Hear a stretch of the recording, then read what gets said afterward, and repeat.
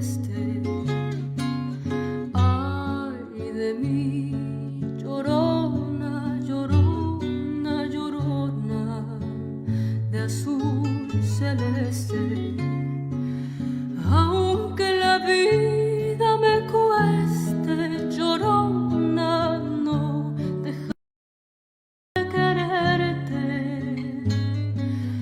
Aunque la vida me cueste, llorona, no dejaré de quererte.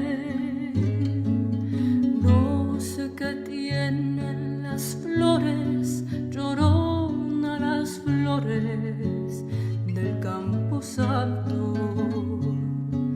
No sé qué tienen las flores, llorona, las flores del Campo Santo, que cuando las mueve el viento, llorona, parece que están llorando, que cuando las mueve el viento, llorona, parece que están llorando.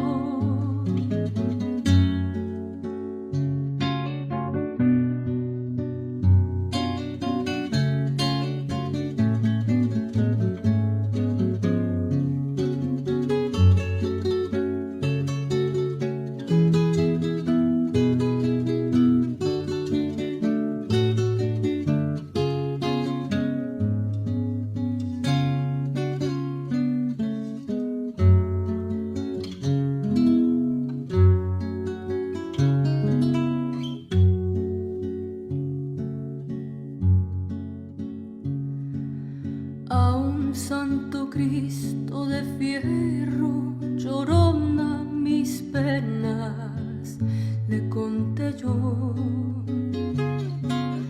A un santo Cristo de fierro, llorona, mis penas le conté yo. ¿Cuáles no serían mis penas, llorona, que el santo Cristo lloró? ¿Cuáles no serían mis penas, llorona, que el santo Cristo lloró? No creas que porque canto, llorona, tengo el corazón alegre. No creas que porque yo canto, llorona, tengo el corazón alegre. También de dolor se canta, llorona, cuando llorar ya no se puede.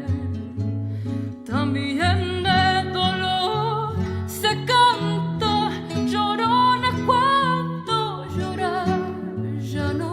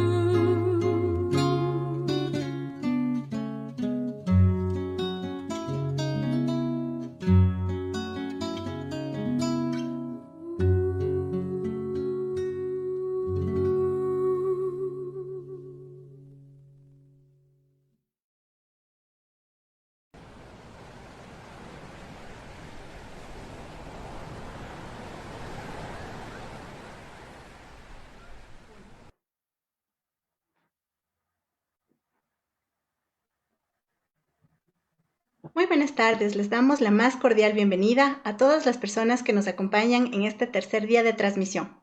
En el primer seminario Mujeres en las Ciencias, las Artes y la Transformación Social. Mi nombre es Carla Araujo y es un honor para todos quienes formamos IDEA Corporación y Fundación Pacarina Yuyaguiapac presentar este evento y crear estos espacios para visibilizar los desafíos, los logros, entre otros, de las mujeres en los diferentes ámbitos en los que nos desenvolvemos. El objetivo de este seminario es destacar el esfuerzo de las mujeres para alcanzar y desarrollar sus carreras profesionales en un sistema universitario y laboral marcado por los dogmas de una sociedad patriarcal, mediante la exposición de sus experiencias y propuestas para alcanzar la equidad de género en este ámbito de la vida social. El día de hoy les vamos a presentar la conferencia Violencia de Género en las Ciencias y la Educación Universitaria. A continuación, les presentaré a nuestra primera expositora. Es la doctora Valentina Ramos. Es PhD en Psicología Organizacional, profesora de pregrado y posgrado, miembro del Comité Doctoral del Doctorado en Gestión Tecnológica de la Escuela Politécnica Nacional, jefe de Departamento de Estudios Organizacionales y Desarrollo Humano, directora de Proyectos de Investigación Junior y Multidisciplinares, coordinadora del Grupo de Investigación en Sistemas de la Información, Gestión de la Tecnología y la Innovación, SICTI. Realiza investigaciones y consultoría en las áreas de la cultura y el comportamiento organizacional, con un enfoque hacia procesos de gestión de la ciencia, la tecnología y la innovación, así como análisis de competencias y gestión de personas. Bienvenida. Muchísimas gracias, Carla, y también muchísimas gracias a la Fundación por la invitación. El trabajo que están haciendo me parece súper interesante y además importante y necesario. Si queremos continuar visibilizando ciertos temas, ¿no?, importantes tanto para la mujer como para la sociedad en sentido general. Bueno, como Carla me presentó, mi nombre es Valentina Ramos y el tema que les quiero compartir en el día de hoy tiene que ver con temas de violencia y de acoso sexual, a partir de estudios que hemos realizado en las instituciones de educación superior del Ecuador. Este es un tema que, si bien no es totalmente novedoso, sí pienso que la necesidad de visibilizarlo es cada vez más importante y al mismo tiempo, al hacerlo, contribuimos a que se genere una conciencia y un reconocimiento de esta problemática. Existen antecedentes, ¿no?, en varias universidades donde se ha visto las acciones que se han tomado con relación al tema del acoso sexual. Sin embargo, los estudios que se han hecho muchas veces, o las situaciones que han existido, muchas veces se han disminuido, les han prestado importancia, o han dicho que son hechos puntuales. Una de las cosas que nos llamó la atención cuando nosotros comenzamos a hacer nuestra investigación, ya fue hace alrededor de 2 años, y los datos se han venido acumulando durante todo este tiempo, además con la participación de más universidades. Una de las cosas que vimos fue la necesidad de que se gane conciencia sobre qué cosa es acoso sexual en los contextos en los que se está estudiando, en este caso, bueno, pues en el ámbito de la educación superior, y a partir de ahí han comenzado temas bien interesantes que también les quiero compartir como al final de la exposición. Entonces les voy a compartir un poco la presentación, y con base pues a lo que vamos a estar viendo, también les voy a ir dando pues ciertos elementos adicionales que quizás no estén propiamente dentro de esta presentación.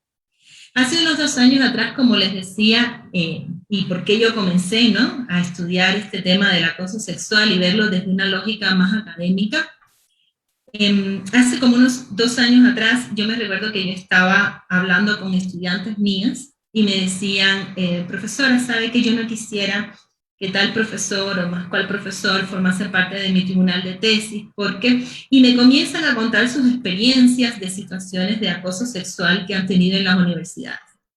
Y yo en ese momento me dije, bueno, pues si 5 estudiantes vinieron en un corto periodo de tiempo y me contaron sus anécdotas, qué es lo que no estará sucediendo realmente, ¿cierto? E incluso hasta quizás vivencias mías, ¿no? O sea, ¿será que lo que yo viví, eso no es una situación de acoso en el contexto en el que yo trabajo, ¿cierto? Que es en la universidad.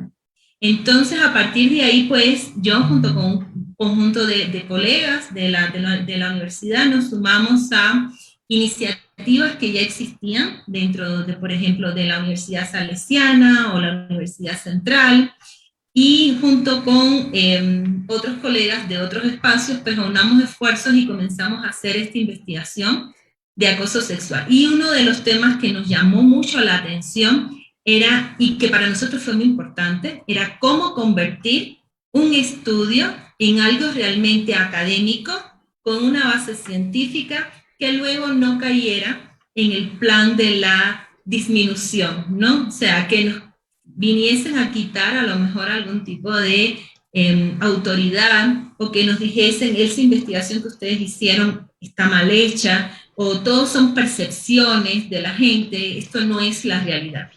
Y comenzamos entonces por colaborar incluso hasta con la creación de un instrumento, ya la Universidad Salesiana lo tenía generado, un instrumento con una base científica que les llevó a ellos casi un año en tenerlo completo, y que nosotros comenzamos a aplicar en las distintas universidades. En este estudio participaron al menos 8 universidades, 8 instituciones de educación superior del Ecuador, y entonces quisiera reconocer, por ejemplo, la participación de la Red Interuniversitaria de Investigación Feminista sobre Acoso Sexual, que se crea justamente a partir de estas primeras investigaciones.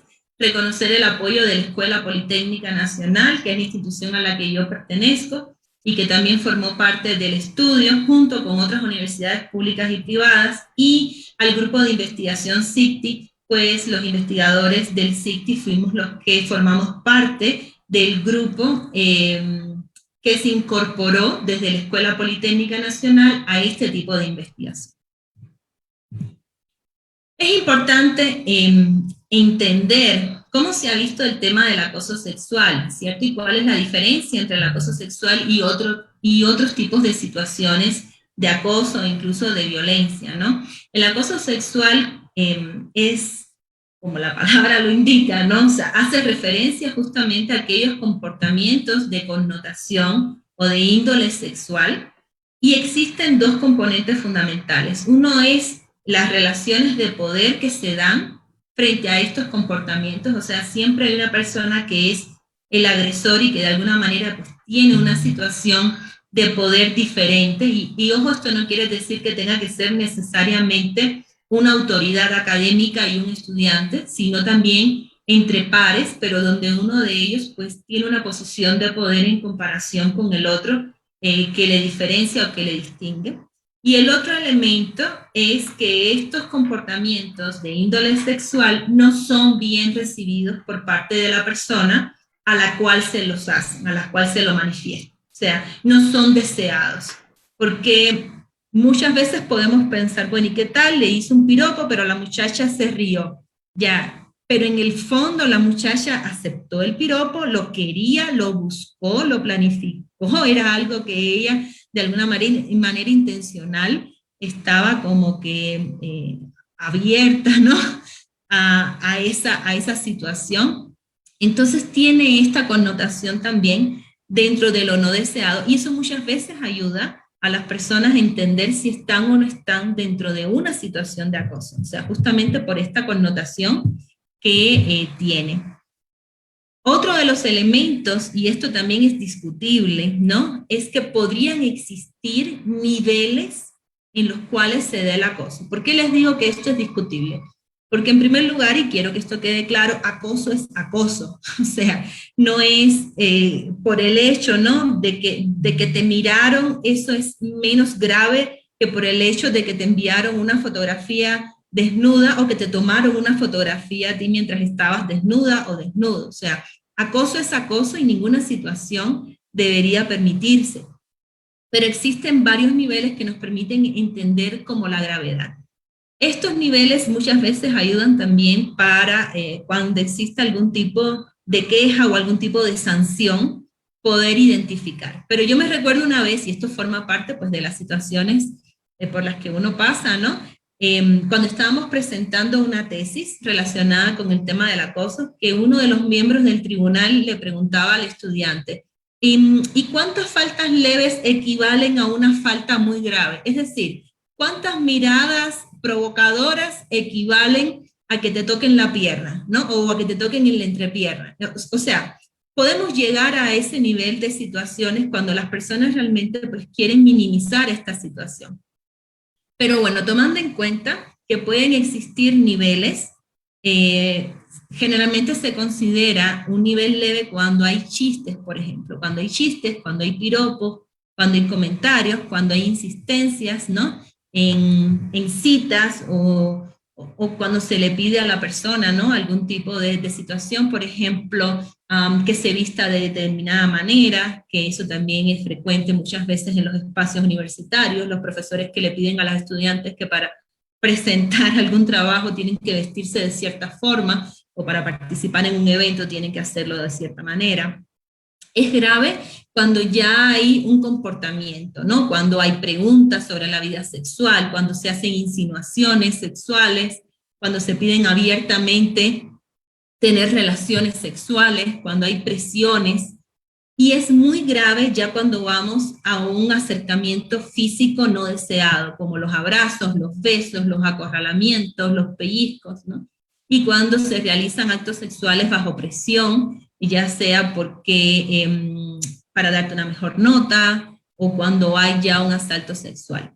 La herramienta que nosotros utilizamos estuvo compuesta por 21 preguntas, ¿ya? 20 preguntas relacionadas con comportamientos que iban avanzando con relación a la gravedad del comportamiento, y había una pregunta incluso de violación. Ya la violación no es acoso sexual, ya eso ya es violencia, ¿no? Entonces, incluimos en esta herramienta una pregunta de violación, y podíamos ir identificando a partir de las respuestas que nos daban si había un predominio de algún comportamiento, y ese comportamiento, pues, a qué nivel se correspondía. Una de las cosas interesantes es que los comportamientos predominantes no eran necesariamente los comportamientos más leves, sino caían más bien en la categoría de los comportamientos graves o moderados, ¿no? Porque tenían ya una connotación de cercanía, ¿no? De que la persona ya pedía abiertamente ciertas insinuaba, ¿no? Con relación a ciertos comportamientos con esta connotación o con esta índole más sexual. Algunas de las, bueno, y aquí tienen pues el link, si se quieren bajar el documento, también está libre, y cualquier institución, bueno, pues lo puede también aplicar, ¿no? Entonces, algunos de los resultados que nosotros obtuvimos. Con relación al tema de género, habían temas interesantes, por ejemplo, ¿no? El 36% de los hombres encuestados dijeron que habían estado en una situación de acoso sexual. Y eso hace que pensemos en el tema del acoso sexual no como una problemática que es exclusiva del género femenino, sino también que los hombres reconocen haber estado en situaciones donde ellos han sido acosados. Pero, ¿qué es lo que hace la diferencia, ¿no? Que tengamos que pensar que necesariamente las mujeres, o en las mujeres hay un comportamiento diferenciado en comparación a los hombres? Bueno, pues la prevalencia del acoso. La prevalencia del acoso en las mujeres es superior estadísticamente a los comportamientos de acoso que reciben los hombres. De hecho, es casi el doble, ¿no? De las mujeres en comparación a los hombres. Y 1 de cada 2 mujeres afirman haber estado en una situación de acoso sexual en algún momento. Una de las cosas que nos ayudó esta herramienta fue justamente para que las personas que la llenaron identificasen estos comportamientos de acoso sexual, porque muchas veces habían temas que se habían normalizado hasta tal punto de que ya no se veía como acoso. Como por ejemplo lo que les comentaba, ¿no? Que el profesor le pida a la estudiante que se vista de determinada manera, que esté bien bonita, porque tenemos un evento al día siguiente y por tanto tú tienes que estar, ¿no? Bien presentable, pero bien presentable era con una falda. No se te ocurra venir en pantalón, ¿no? Tienes que venir con falda, tienes que venir con vestido. Entonces, una de las cosas que nos ayudó la herramienta justamente fue para que las personas que las llenaron identificasen pues estos comportamientos, y claro, les llamó muchísimo la atención en muchos casos, ¿no? Y había luego otro elemento clave, habían preguntas específicas dentro de estos comportamientos que las mujeres tenían, o sea, que las mujeres tenían diferencias estadísticamente significativas en comparación con los hombres, y que nos hicieron pensar que eran comportamientos que las mujeres pues era más específico en el caso del género femenino, o estaba más dirigido ciertamente al género femenino. Entonces estas preguntas eran: ¿alguien de la comunidad universitaria le ha obligado a tocarle sexualmente en contra de su voluntad? Esto se vio mucho más en las mujeres en comparación a los hombres.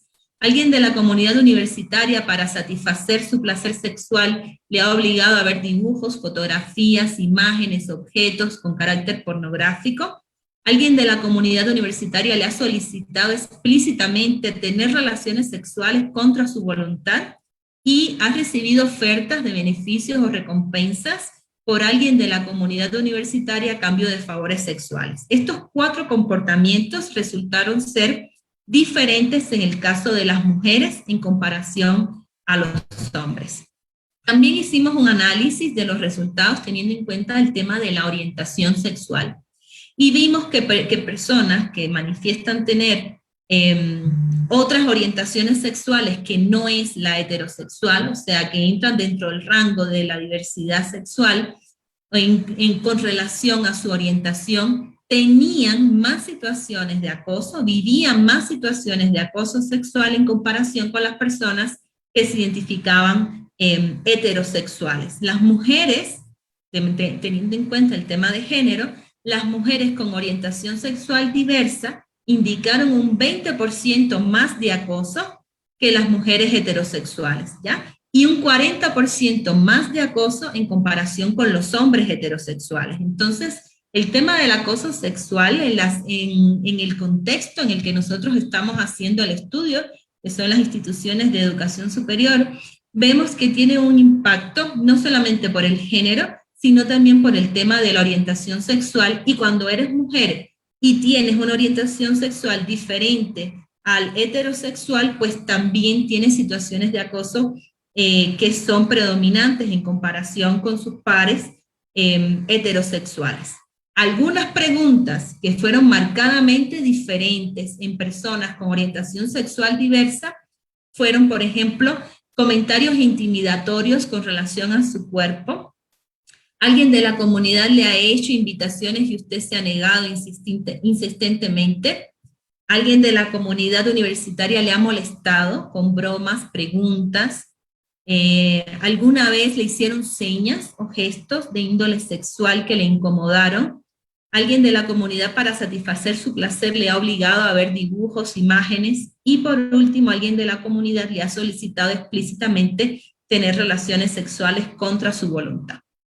Entonces, estos comportamientos que nosotros conseguimos identificar forman parte de esta lista de 21 comportamientos. Un dato, más allá que sea interesante, es un dato también preocupante: también hubo casos de violaciones. O sea, en las respuestas que nos dieron los estudiantes, hubo casos de violaciones como parte de esta lista, ¿no?, de comportamientos que ellos identificaron que tenían dentro del contexto universitario. Algunos datos entonces generales con relación a los estudiantes, porque este estudio se hizo en estudiantes, en administrativos y en profesores. Entonces, en el caso de los estudiantes, algunos datos que también aparecieron fueron que el 56% de las situaciones de acoso fue realizada por pares. Si bien es cierto que la mayoría de los vamos a decir, escándalos que se han producido dentro del contexto de las IES ha sido por situaciones de acoso dada por profesores a estudiantes. Realmente lo que nos dicen los datos es que la mayoría de los casos se da entre los pares. Y esto también es importante porque muchas veces los estudiantes mismos pueden que no reconozcan que lo que está sucediendo es una situación de acoso sexual, porque solamente piensan en que puede ser dado por un profesor o por una autoridad. Entonces, el hecho de que se dé entre pares es un tema que los estudiantes mismos tienen que comenzar a identificar, y las acciones que se tomen tienen también que reconocer esta situación. El 75% de las situaciones de acoso sexual a estudiantes fueron realizadas por personas del género masculino. Y estamos hablando hombres que acosan a mujeres, pero hombres que acosan también a otros hombres, ¿ya? Por eso el 75% resulta también una cifra que hay que tener en cuenta. El 72% de las situaciones de acoso relacionadas con abuso de poder fueron realizadas por docentes. Y aquí estamos hablando también de autoridades, o sea, son personas que tienen una situación de poder, ¿cierto? Por encima de otras personas, y aquí estamos hablando de estudiantes, pero también vamos a ver el caso de los administrativos. Y el 86% de las situaciones de acoso relacionadas con abusos de poder fueron realizadas por personas del género masculino. Entonces, si tenemos que pensar en un perfil de quién es la persona que acosa, ¿cierto? Por lo menos a nivel de lo que son los estudiantes, pues serían los pares, hombres, y en el caso de situaciones de poder, pues serían los docentes hombres. En el caso de docentes y administrativos, los datos son bastante parecidos. El 56% de las situaciones de acoso sexual a docentes y el 47% de situaciones de acoso sexual al personal administrativo fue realizada por pares. El 70% de situaciones de acoso sexual a docentes y 85% de acoso sexual al personal administrativo fueron realizadas por personas del género masculino. Hay algunas anécdotas que nos consiguieron contar durante este estudio, y habían situaciones bien sensibles, ¿no? O sea, autoridades que en algún momento pues lo fueron y ahora ya no lo eran, personas de personal administrativo que ahorita pues todavía tienen el trauma de lo que vivieron hace algunos años atrás. Entonces, es un tema, como les decía, que no deja de ser preocupante, y que justamente una de nuestras preocupaciones era cómo hacerlo de manera que no tuviésemos, que no nos criticasen el estudio, ni el proceso, ni la herramienta que fue utilizada. Por eso trabajamos de manera multidisciplinaria. Por último, algunos testimonios que les quiero compartir. Estudiantes que cuentan: necesitaba un par de décimas para pasar una materia, y me ofreció el puntaje a cambio de salir a un hotel. Intentó sobrepasarse conmigo, y esto sucedió en 3 clases. Esto paró ya que no fui más y perdí el semestre. Un docente me ofreció tener relaciones sexuales a cambio de brindarme beneficios como dinero, y se desnudó frente a mí. Los guardias son muy morbosos. Los profesores piden que para las exposiciones las chicas vayan con falda, con vestido. Hay profesores que piden a las mujeres que vayan solas a ver notas. Esto ha traído como consecuencia algunas iniciativas que aquí les comparto. 2 de estas son iniciativas de la propia Escuela Politécnica Nacional, y son iniciativas de los propios estudiantes. O sea, ustedes aquí ven, por ejemplo, que los estudiantes han lanzado su propia campaña de protección a las víctimas, se llama Polisegura, y ellos se han coordinado, ¿cierto?, internamente, y han pedido también ciertas ayudas para comenzar a divulgar sobre los comportamientos de acoso, qué es el acoso y qué hacer frente al acoso. También los mismos estudiantes se han organizado para comenzar a dejar testimonios, como para visibilizar esta situación y que no queden que es la percepción de una sola persona. Y la mayoría de las universidades que están o que han reconocido la importancia del tema del acoso, por ejemplo, lo que han hecho son los protocolos, ¿cierto? Los protocolos relacionados con el acoso sexual, saber qué es lo que hay que hacer cuando estamos en situaciones de acoso. Y ya hay varias universidades que lo tienen: la Universidad de Cuenca, la Salesiana, la Central, y la Politécnica Nacional pues tiene una propuesta que espero que sea aprobada próximamente. Adicional a eso está la página que ustedes pueden visitar si quieren más información sobre las investigaciones que se hacen. Se llama redinvestigacionfeminista.org. Aquí están todos los antecedentes de los estudios las herramientas, y además se hizo el lanzamiento del libro Cómo se mide el acoso sexual, donde se explica toda la elaboración de las herramientas, tanto desde la parte cualitativa como desde la parte estadística, para demostrar que la herramienta pues tiene una solvencia y que puede ser aplicada. Entonces, pues esto sería de mi parte. Una vez más, quisiera pues agradecerle a la Fundación por la invitación y más que nada pues invitarles a seguir hablando sobre este tema hasta que ya no sea necesario seguir hablando sobre el acoso, porque significaría que ya tenemos pues espacios seguros para nuestros estudiantes, para nuestros profesores y también para nuestro personal administrativo. Esto sería de mi parte. Muchísimas gracias.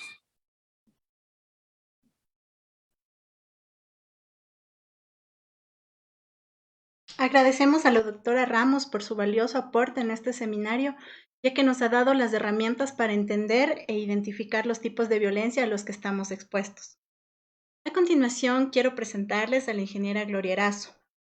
Es magíster en Gestión y Auditorías Ambientales, con especializaciones en Conservación de Espacios Naturales y Recuperación de Suelos Contaminados, por la Universidad Central del Ecuador y la Universidad de León, España. Especialista en Producción Más Limpia por la EPN, Ingeniera Química por la Escuela Politécnica Nacional. Tiene un diploma en Análisis Crítico del Capitalismo, el método marxista y su aplicación al estudio de la economía mundial, de Universidad Complutense de Madrid. Es especialista en Evaluación del Impacto Ambiental por la Universidad Internacional Iberoamericana y experta en Gestión Integral del Agua por la Universidad Europea del Atlántico. Fue docente auxiliar en la Escuela Politécnica Nacional, la Universidad Tecnológica Equinoccial y la Escuela Superior Militar Eloy Alfaro. Capacitadora e instructora en temas medioambientales, seguridad industrial, producción más limpia, gestión ambiental y equidad de género. Es consultora y asesora en temas de gestión ambiental, producción y política petrolera, producción industrial, contaminación, ingeniería ambiental, ecología y medio ambiente. Actualmente es la presidenta de la Fundación Pacarina Yuyaguiapac y jefa de proyectos y desarrollo social de IDEA Corporación. Bienvenida. Muchas gracias. Muchas gracias por la invitación. Muchas gracias por la invitación a todas las personas de la Fundación.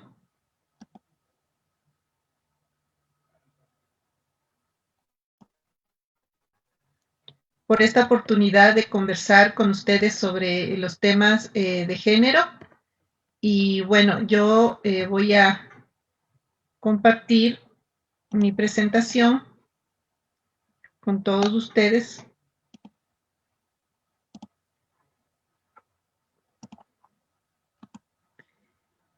Bueno, sí, presentación, por favor. Ahí estamos bien. Ok, muchas gracias.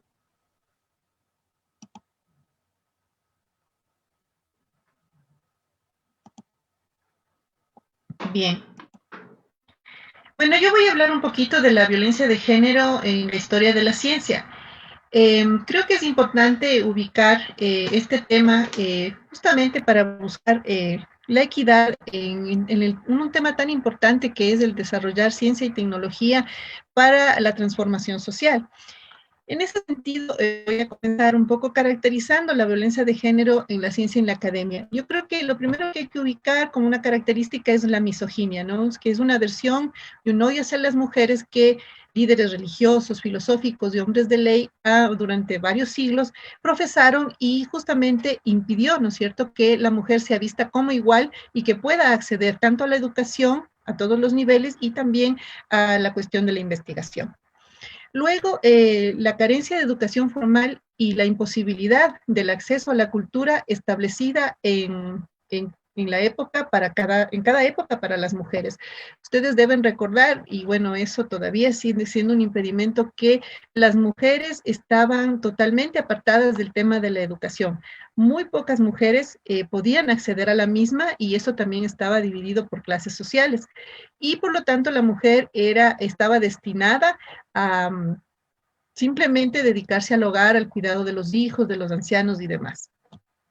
Las universidades y los institutos de investigación eran exclusivamente para hombres. Esto pasó desde más o menos del siglo XVIII hasta finales del siglo XIX. También podemos caracterizar que se pensaba que las desigualdades entre los sexos, desde el punto de vista del género, iban a desaparecer con el reconocimiento formal de derechos de las mujeres de la educación. Sin embargo, se ha conseguido una paridad de género en el ámbito de la educación primaria, pero en el ámbito de la educación secundaria superior y más aún en la educación de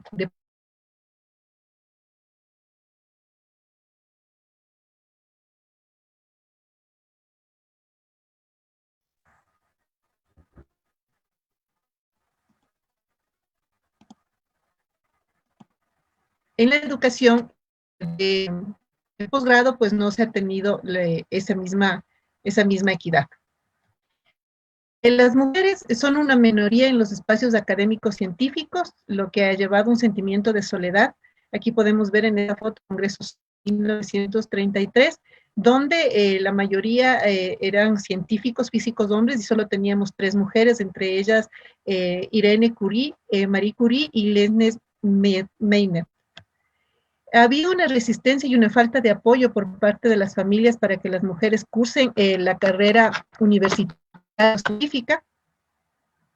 Además, existen dificultades en dividir el tiempo para dedicarlo a la investigación y la familia. Muchas mujeres asumen la mayor carga del trabajo doméstico siendo profesionales y eso ha impedido su desarrollo profesional y académico y de investigación. Una división de la sociedad en clases sociales. Esto también ha perjudicado a muchas mujeres, puesto que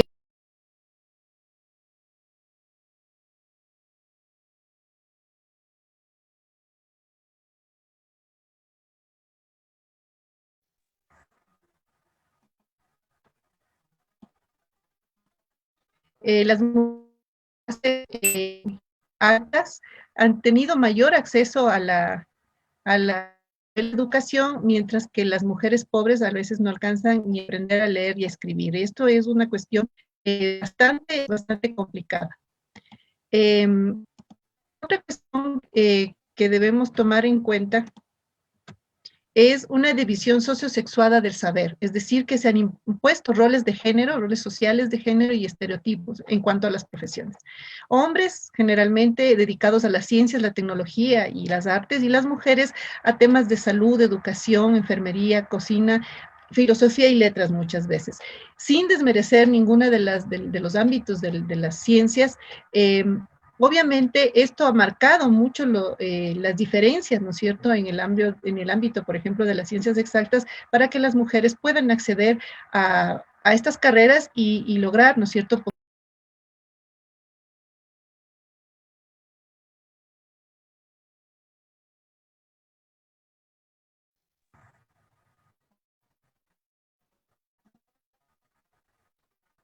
eh, las primeras mujeres que ingresaban a las universidades tienen un título honorario y pueden ejercer legalmente su profesión. Y esto está muy marcado. Aquí he puesto algunos ejemplos de algunas mujeres que obtuvieron su título, pero nunca lo pudieron ejercer. Un ocultamiento de la calidad de mujeres de orientación sexual. Muchas mujeres que lograron un título universitario para poder ejercer la profesión tuvieron que asumir, ¿no es cierto?, digamos, el género masculino para poder ejercer la profesión. Y aquí me voy a detener un poquito en el tema de Alan Turing, que fue un matemático muy importante que logró desencriptar el código Enigma de los nazis para poder enfrentarlos en la Segunda Guerra Mundial. Él fue encarcelado por ser homosexual y sometido a castración química, lo cual le llevó a una depresión terrible y él se suicidó en el año 1954. Recientemente, hace unos años, la reina Isabel II de Inglaterra le concedió el perdón porque ser homosexual en esa época era un delito y le concedió el perdón y se le reconoció el trabajo que él había realizado. En cuanto a las academias de ciencia, ha habido un rechazo del ingreso de las mujeres a las academias de ciencia. Vemos que, por ejemplo, la primera mujer que se admitió en la Academia de Ciencias de París fue una matemática, Yvonne Bruget, en 1979. Y luego, en 1988, en la Academia de Ciencias de Madrid también se admitió a una mujer. Exclusión de los premios en el ámbito científico, y ahí hay una serie de ejemplos, no me voy a detener mucho en eso, pero aquí ustedes pueden mirar algunas de las mujeres que contribuyeron a investigaciones de alto nivel, sus pares hombres recibieron los premios y ellas no fueron reconocidas. El ejercicio de la docencia universitaria y la investigación científica fue exclusivo para los hombres. Muchas mujeres trabajaban en universidades como asistentes, dictaban clases, pero no eran reconocidas como profesoras universitarias. Y obviamente fue eso con una lucha que ellas fueron logrando los espacios. O sea, no es lo que hoy por lo menos vemos que en muchas universidades las mujeres son reconocidas como docentes universitarias. En el caso de la violencia de género hoy en la academia y en las universidades, es un poco más disimulada, ¿no? Digamos que no es tan brutal. Ustedes han visto los datos que a mí me pareció muy interesante, que demuestran, ¿no es cierto?, que hay ya unos niveles de acoso muy fuertes, pero digamos, en lo público no aparece como que existe, ¿no es cierto?, una violencia muy marcada hacia las mujeres. Sin embargo, los científicos e investigadores, por ejemplo, tienden a interrumpir a sus pares mujeres cuando están exponiendo, no toman en cuenta sus posiciones o sus aportes. Eh, Siempre, digamos, casi siempre están dirigiendo los procesos de investigación hombres. Las mujeres científicas tienen que realizar un mayor esfuerzo para posicionarse, ¿no? Entonces, esto es una violencia, digamos, en el ámbito de la academia que tiene algunas características complicadas y que no ha permitido que las mujeres se desarrollen. Bueno, vemos un poco cómo se fue y se realizó el proceso de incorporación de la mujer a la universidad. Ha sido un proceso que comienza más o menos a mediados finales del siglo XIX y culmina, ¿no es cierto?, realmente en América Latina, es un dato interesante, en 1880 es donde ya las mujeres pueden acceder a la carrera de medicina en Brasil, México, Chile, Cuba y Argentina. Las primeras mujeres en obtener un título universitario en Estados Unidos fueron aquí las dos que estamos mostrando en las imágenes, Dorothea Selden y Elizabeth Blanquet, que lograron obtener un título universitario en 1754 y la otra en 1851 y las últimas en 1881. Aquí vemos, en cambio, lo que pasaba en Europa. Podemos ver los años en los que las mujeres pudieron recibir un título universitario, muchas de ellas relacionadas a la medicina, a la educación en otros casos y demás. En Latinoamérica, igual, digamos, ha sido un camino muy duro para que las mujeres puedan acceder a la educación superior y poder obtener un título universitario. Y aquí vemos, ¿no es cierto?, un listado de algunos hitos de las mujeres que fueron y obtuvieron su título universitario, más o menos alrededor de los años 1886, en el caso de Chile, de Eloísa Díaz, en el caso de Matilde Montoya, una mexicana, y la brasileña Rita López, ambas en medicina también en 1887. En Río de Janeiro, Ameliana Vasconcelos y Antonieta César Díaz también obtienen, ¿no es cierto?, su título de medicina en años subsiguientes. Aquí vemos que donde se destaca y donde aparece el Ecuador es la primera mujer que recibe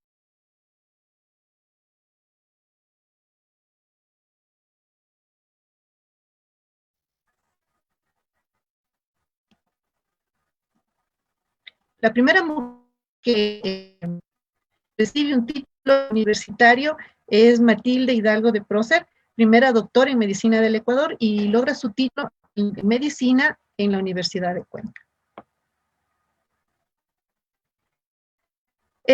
Ahora vemos un poco de datos.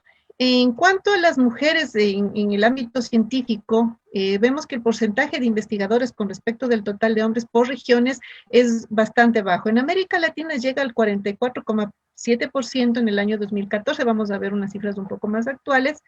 En el mundo es solamente del 28,8%. Y como ustedes ven, son muy pocas las regiones donde las mujeres alcanzan una paridad, por decirlo así, del 50%. Si pasamos al año 2016, que son los últimos datos que existen como fuentes de la UNESCO, podemos ver que ha subido un poco en casi todas las regiones, pero no ha subido más que allá de un punto porcentual. Y claro, sigue habiendo una inequidad muy fuerte de la participación de las mujeres en cuanto al número de investigadoras con respecto a sus pares hombres. Ahora quiero compartirles un poco una historia que me parece interesante, así como para amenizar un poco el tema. Es la historia y un poco digamos, una polémica que ha surgido en torno a la relación de Albert Einstein con su primera esposa, Mileva Maric. Voy a presentarles un corto video sobre este asunto como para mirar.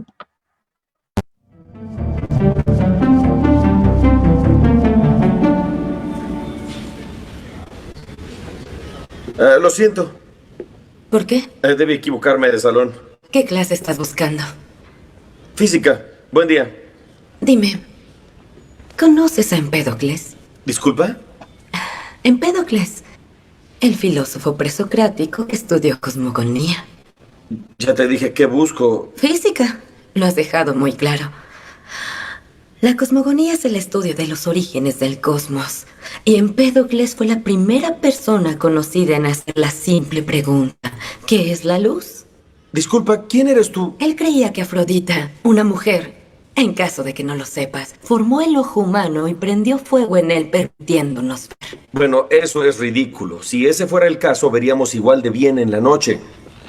Empédocles pensó lo mismo. Así que supuso que los rayos del sol podían estar ligados a los rayos que salen de nuestros ojos. Una idea fantástica, lo sé, pero de no ser por él, tal vez no tendríamos las contrateorías de Aristóteles. Luego de Euclides, luego de Alhazen, Kepler, Newton, Faraday. Y finalmente de James Clerk Maxwell. La luz es la radiación electromagnética. Lo lamento, yo no creí Que que... una mujer podría entender que el rizo del campo eléctrico es igual a la derivada temporal negativa del campo magnético. Ley de Faraday. La ecuación de Maxwell-Faraday. Sí hemos de ser específicos. Verás, Empédocles estaba equivocado sobre cómo vemos, pero tropezó con una verdad universal. La percepción humana es espantosamente estrecha. Creemos que lo vemos todo cuando solo hemos visto una fracción. Buenos días. Tomen asiento. Señor Einstein, veo que ha conocido al único estudiante con un puntaje más alto que el suyo en la sección de matemáticas del examen de ingreso. Salude a Mileva Maric.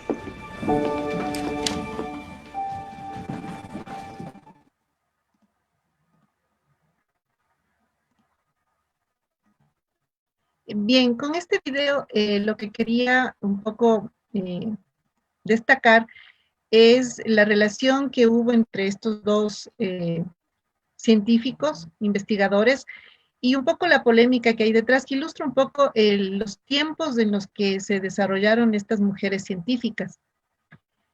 Mileva Maric Einstein nació, es una matemática serbia que nació en 1875 y muere en Zúrich en 1948. Ella fue la primera esposa de Albert Einstein. La polémica que ha surgido a partir de 1987, que se desvelan, ¿no es cierto?, todas las cartas y las, digamos, investigaciones de Einstein y algunos de sus archivos.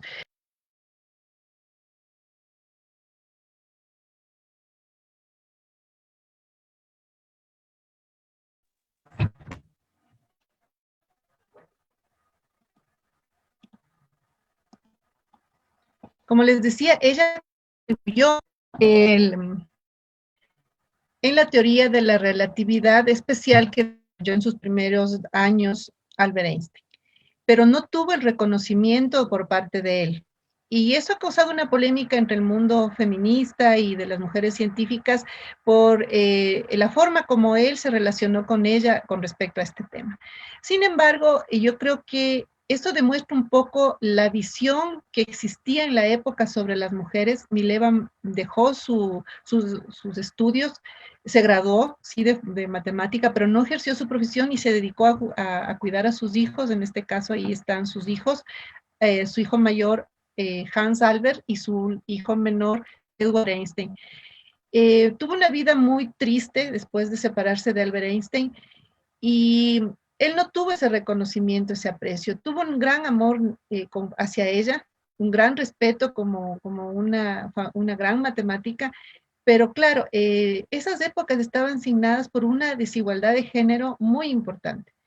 Eh, Creo que justamente lo que hemos visto en las diapositivas anteriores muestra eso, cómo las mujeres de la época tenían que sortear muchas barreras y ni siquiera sus propias parejas, siendo un hombre excepcional, Albert Einstein desde el punto de vista científico, eh, no supo reconocer eso. Más bien la relación que él desarrolla con su segunda esposa, su prima Elsa, que también es una mujer muy importante en su vida, que le apoya en todos sus procesos de investigación y su vida científica, es un poco diferente.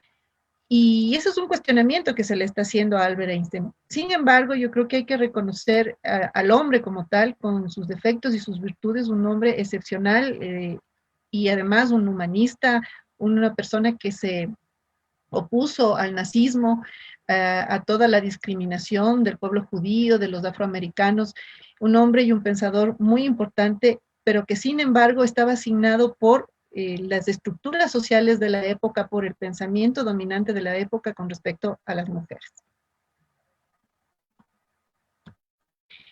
Bueno, ahora veamos un poquito de datos así rápidamente para ilustrar esto. Miren, aquí hay un gráfico sobre la participación de las investigadoras del género femenino en las Américas.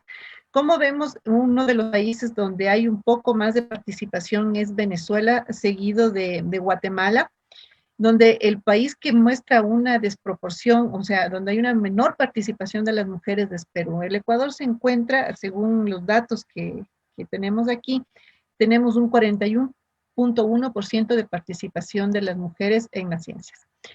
En cuanto a Europa, esto es importante destacar, hay muchos de los países de la ex Europa del Este y de algunos países de la Unión Soviética son donde más participación existe de las mujeres científicas. Yo quiero aquí hacer destacar, con todas las críticas que tenemos hacia el proceso de la URSS, hay que destacar que la Revolución Rusa hizo una diferencia, dio la posibilidad, un proceso de transformación social como ese, dio la posibilidad de la participación de la mujer en las ciencias, que posiblemente no hubiese tenido este impacto, sino que hubiera sido muy limitado. Y como vemos, miren, aquí tenemos Francia, tiene una participación bastante menor de lo que nosotros podríamos esperar. En cuanto a los premios Nobel, eh, incluyendo la premiación del año 2009, podemos ver que 866 veces se ha dado premios a hombres, 53 a mujeres, 24 organizaciones en general, 23 mujeres recibieron este galardón en las categorías de física, química, medicina y fisiología. Aquí vemos algunas de ellas. La más destacada es Marie Curie, que fue la que recibió 2 veces el premio Nobel. Un poco deteniéndonos ya al tema de género, 16 mujeres ganaron el Premio Nobel de la Paz, 16 en literatura, 12 en fisiología, medicina, 7 en química, 4 en física y 2 mujeres en economía. El año 2009 fue el mayor año. Yo quiero aquí destacar algo que me parece importante, ¿no? Que a veces se discute con los compañeros profesionales hombres, y es que solo por el hecho de ser mujeres deberían recibir un premio Nobel. La respuesta es no. La respuesta a esto es que debe haber mayor participación de las mujeres, que ayudaría a que ellas puedan alcanzar mejores posiciones en el ámbito de la investigación.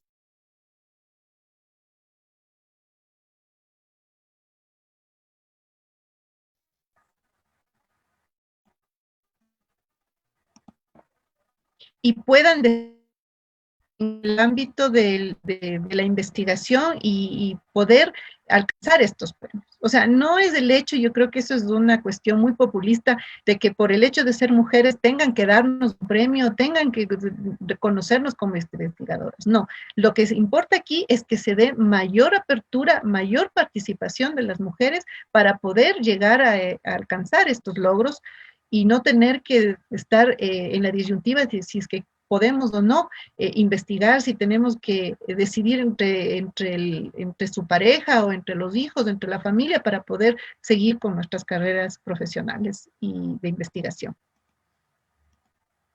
Miren, justamente con respecto a eso, aquí hay unos datos que también yo les voy a dar una serie de datos para ir ilustrando lo que voy a decir al final.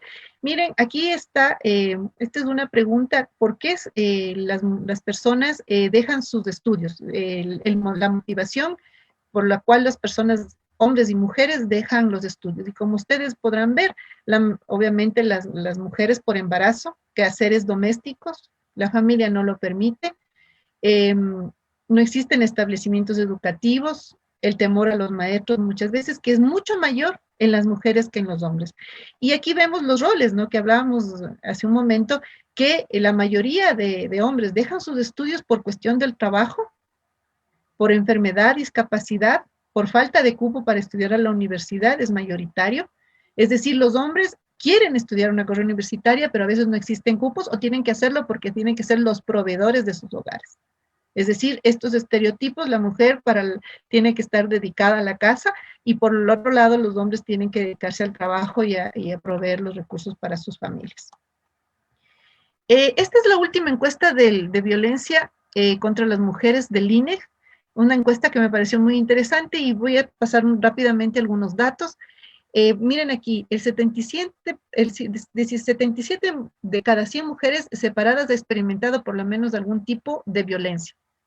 Y en el caso, si vemos por nivel de instrucción, hay un nivel altísimo de mujeres que se han separado de sus parejas y han recibido algún tipo de violencia, y en la educación superior es del 62.5%, es muy alto. Son datos realmente que a mí me espeluznan mucho cuando los estuve revisando. Otra cosa que se asocia un poco con lo que Valentina nos presentó es en cuanto a los tipos de violencia y si se denunció o no. Vemos que mayoritariamente la violencia no se denuncia. En cuanto a la violencia a lo largo de la vida, en el ámbito educativo vemos que hay en las instituciones de educación superior hay un mayor porcentaje de violencia. Posiblemente esto esté asociado a que nos asociamos o nos encontramos, ¿no es cierto?, hombres y mujeres y personas de distintas orientaciones sexuales en la universidad con distintas formas de ver el mundo y posiblemente esto más, digamos, la relación con docentes y otras personas que hacen parte de la comunidad universitaria haga que estemos, o que las mujeres en general estén sometidas a mayor riesgo de sufrir violencia en su vida educativa. Es interesante ver este dato que sube, ¿no?, en la educación superior. Aquí esta pregunta me pareció interesante para lo que voy a decir un poco al final, es que la pregunta es, ¿una buena esposa debe obedecer a su esposo en todo lo que él ordene? Es bien interesante ver, ¿no es cierto?, que si vamos al nivel de instrucción, las personas con un menor nivel de instrucción reproducen o creen digamos, en esa posición de la mujer frente al hombre, en ese rasgo social. Mientras que eso disminuye con la educación superior. Es decir, las mujeres, entre más se instruyen, ven, ¿no es cierto?, que pueden ser seres autónomos, que pueden decidir por sí mismos.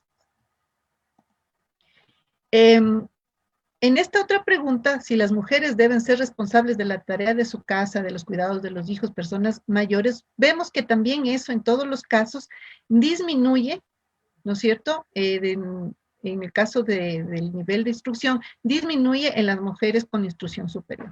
O sea, esa visión se desmarca totalmente de la visión común de las personas que tienen un menor nivel de instrucción. como vemos, esto aumenta por grupos de edad, esta visión aumenta por grupos de edad, es decir, las personas que tienen mayor edad. Esto obviamente tiene que ver con las visiones que tenían nuestras abuelas y nuestras madres sobre el papel de la mujer en la sociedad, en la educación, en el trabajo. Esta otra pregunta, ¿el hombre debe ser el principal responsable de todos los gastos de su familia? Como ven, igual las mujeres de menor instrucción piensan que sí, es decir, que este patrón, no es este estereotipo de que el hombre es el proveedor y la mujer es la responsable del hogar, se vuelve a repetir y disminuye, pero no disminuye tanto como en los otros casos en la educación superior. Y miren, en el bachillerato también tenemos un porcentaje bastante grande y a nivel nacional el 45, o sea, el 45%, 45 de cada 100 mujeres piensan de esa manera. Y ya voy a llevar esos datos a un poco, un par de reflexiones. Las mujeres deben actuar y vestirse recatadamente para no provocar a los hombres. Y a mí me llamó mucho la atención, por eso puse esta pregunta aquí de los resultados de esta encuesta, donde obviamente el mayor porcentaje se inclina hacia las mujeres de menor instrucción, pero un 46.9% de las mujeres con educación superior de las encuestadas piensan que sí, que debe actuar y vestirse recatadamente. Eso es muy llamativo. Entonces estamos hablando de un pensamiento muy conservador en las mujeres que han alcanzado estudios superiores. ¿Cree que las mujeres que trabajan descuidan su hogar a sus hijos? Vemos que las mujeres igual por nivel de instrucción piensan que sí. Y baja bastante, pero digamos, es importante, un número no despreciable, el 16.7% de las mujeres con instrucción superior piensan que es así. ¿Cree que los hombres deben tener mejores puestos de trabajo? En esto sí parece que hay un porcentaje mucho menor de mujeres que piensan eso. Esto es interesante, es decir, que por lo menos en el tema de equidad laboral, las mujeres en el Ecuador piensan que tenemos la capacidad y el derecho a tener un buen trabajo y que podemos acceder a puestos de trabajo de dirección y de cierto nivel, igual que los hombres.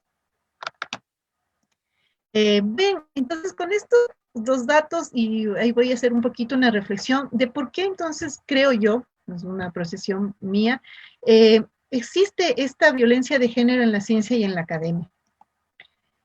Yo creo que está asignado a la familia patriarcal como célula básica, ¿no es cierto?, del modo de producción capitalista, donde la familia se convierte en una célula básica de reproducción de las formas de conciencia social. Y ustedes, ¿por qué me traje estas preguntas que se respondieron en la encuesta del INE? Porque justamente calzan con lo que les estoy diciendo. O sea, la familia patriarcal reproduce esto y muchas mujeres están convencidas, ¿no es cierto?, de que los hombres tienen mayor derecho, son los proveedores y las mujeres tienen que dedicarse al hogar, que son los que deben tener mejores salarios, que la mujer debe ser recatada, etc. Entonces yo creo que esto también es una respuesta a algo que nos llama y nos duele mucho como país, por ejemplo, el tema del femicidio, ¿no? Tenemos leyes, un código penal que se ha ido endureciendo con los años, tenemos la ley de violencia de protección contra la violencia hacia las mujeres, tenemos algunos otros instrumentos y resulta que sigue habiendo un mayor número de femicidios.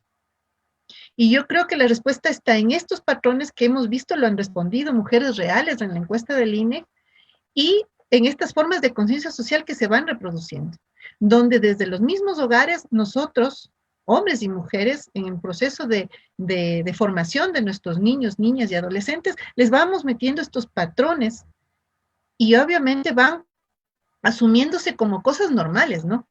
Entonces, obviamente, este es un mero reflejo, ¿no es cierto?, que el Estado y las familias educan a sus hijos para que se refuerce constantemente este tema del patriarcado y de la diferenciación y entre hombres y mujeres, y obviamente de la opresión contra las mujeres mayoritariamente y también contra los grupos de orientación sexual diferente. Esta familia individual moderna se convierte en un modo de esclavitud doméstica, ¿no? Esto es bien interesante y a veces es un poquito delicado decirlo, creemos que no es así, ¿no? Que somos libres, pero no somos libres. En nuestros hogares tuvimos ciertos tipos, y muy marcados tipos de esclavitud y de explotación de todo tipo. Y no estamos conscientes de eso. Volviendo al tema del femicidio, si nosotros hiciéramos un estudio en el Ecuador del perfil de la víctima y del victimario, podríamos ver que encajan en estos roles justamente establecidos para hombres y mujeres. El rol de superioridad que tiene el hombre sobre la mujer, la cosificación de las mujeres. Muchas de las mujeres que han muerto a manos de estos victimarios son mujeres que han sido sometidas durante toda su vida a diferentes tipos de maltrato.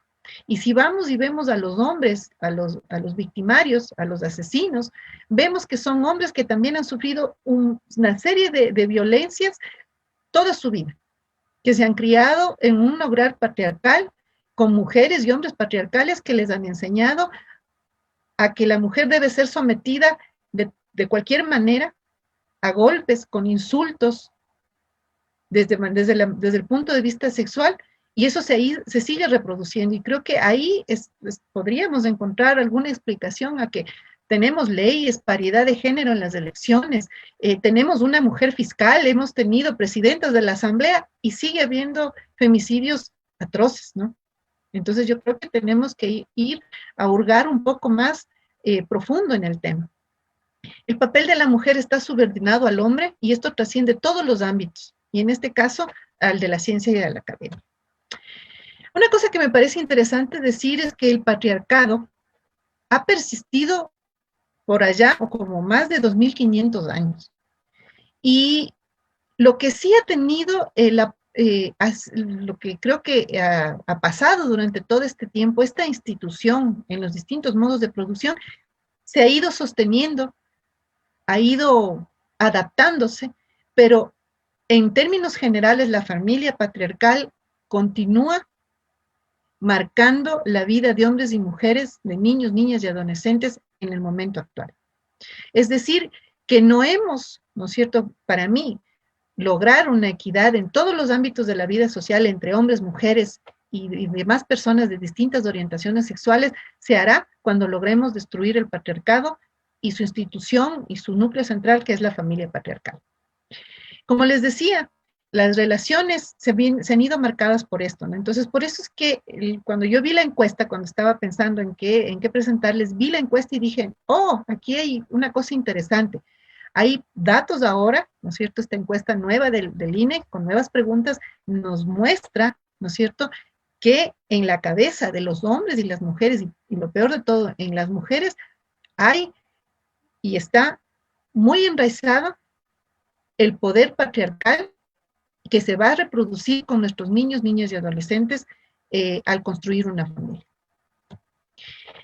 Bien, si hablamos de la investigación, yo creo que tendríamos que hablar un poquito de dónde miramos la investigación. Yo creo que aquí hay que remarcar que la investigación científica y el mundo de la ciencia está marcado por el antropocentrismo moderno de carácter blanco y masculino. Y yo creo que decir eso es un poco fuerte, pero hay que decirlo. Es decir, miramos a la naturaleza como un mero objeto de beneficio, como también se mira a las mujeres, a muchas mujeres, como un mero objeto de beneficio y placer, de donde se puede, ¿no es cierto?, obtener recursos para la satisfacción del hombre, ¿no? Y eso es lo que habría que romper. Es decir, que la mirada debería ser una mirada biocentrista, es decir, desde vernos como parte de la naturaleza, pero también una mirada con distintos géneros, una mirada desde las distintas visiones de los seres humanos, de las distintas orientaciones sexuales. Yo creo que eso enriquecería mucho a la investigación científica, es decir, asumir que no existe una sola forma de ver el mundo, una sola forma de investigar, una sola forma de entender, es decir, de entender desde el antropocentrismo moderno, blanco y masculino. Yo creo que la idea es mirarlo desde todos los ángulos. Yo he visto investigaciones que ahora cuando a uno le hacen una encuesta sobre sobre algún tema, ¿no es cierto? Ahora ya no se pregunta solamente el género, ¿no? Masculino o femenino, sino se pone otro para tratar de también incluir ya a los distintos tipos de orientaciones sexuales. Eso es un avance. Por ejemplo, dejar de estudiar, por ejemplo, los neurólogos, dejar de estudiar el cerebro de hombres y mujeres. Posiblemente hay que introducir ahí una variable donde se puede estudiar el pensamiento, el funcionamiento del cerebro de personas que tienen otro tipo de orientaciones de género y orientaciones sexuales. Entonces, miren, esto es una cosa tabú, ¿no? Si nosotros dijéramos esto, no sé si si hiciéramos una encuesta con las personas de la academia, estarían todos dispuestos a mirarlo desde este punto de vista. Entonces, es mirarnos. Voy a incluir ahí, mirarnos, hombres, mujeres, todos los seres vivos en este planeta como parte del mismo y como que todos podemos contribuir a protegerlo, a desarrollarlo, a darle una condición de respeto hacia la naturaleza y hacia todos los seres vivos que nos rodean y que son parte de los ecosistemas.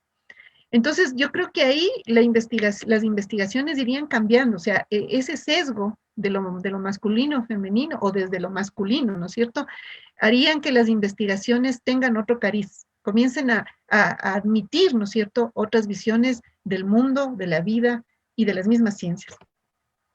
Esta ciencia, desde una visión antropocéntrica, hace que exista un mayor reduccionismo de la naturaleza. Quizás nosotras, las mujeres o las otras orientaciones sexuales, nos sensibilizamos o miramos a la naturaleza desde otro punto de vista que los hombres, que posiblemente por su formación la vean de otra manera, a lo mejor más utilitaria, entonces, o utilitarista. Entonces yo creo que cambiar esa visión, romper con el antropocentrismo, nos daría mucho bien.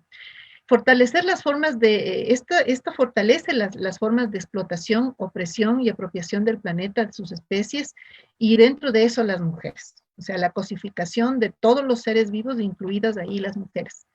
Además, relega la visión femenina para investigar, como les decía, entonces, esas sensibilidades. Posiblemente podamos otorgar otras sensibilidades, las mujeres, a las investigaciones.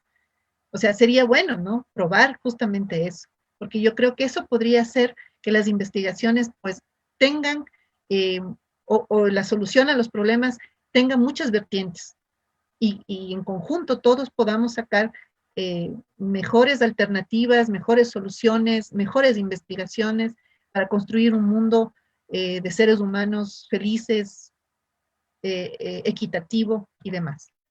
Entonces, la estructura social de la ciencia tiene y sus implicaciones tecnológicas tienen muchas cosas por diseñar y definir. Yo creo que alguna vez yo escuchaba en una conferencia que había mucha renuencia, por ejemplo, a cambiar la estructura del método científico, a verlo desde otro punto de vista, a verlo desde un punto de vista más holístico. Yo creo que hay que intentar. Hay que introducir otros parámetros en las investigaciones. Las investigaciones científicas también deben introducir temas sociales, temas de género.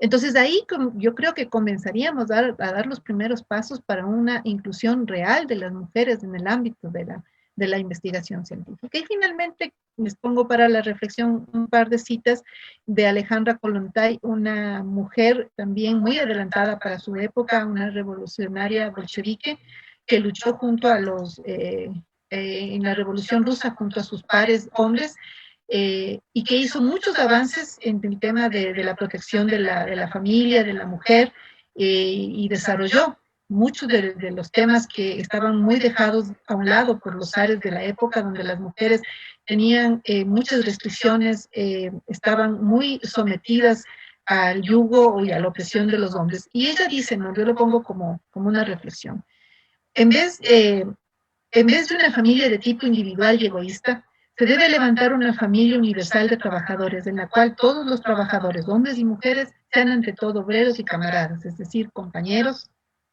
en todos los ámbitos de la vida.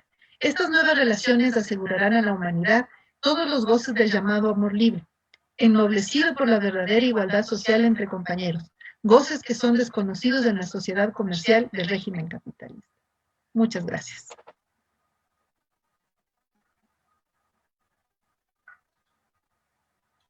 Agradecemos a la ingeniera Erazo por su valioso aporte en este seminario, ya que nos ha brindado datos importantes sobre la participación de la mujer en la ciencia y otros ámbitos. En este momento vamos a pasar a un intermedio, para lo cual les solicitamos que nos puedan dejar sus preguntas para las expositoras en el chat de Facebook. El video que veremos a continuación habla sobre la vida de las hermanas Mirabal, mujeres que lucharon por la libertad de República Dominicana.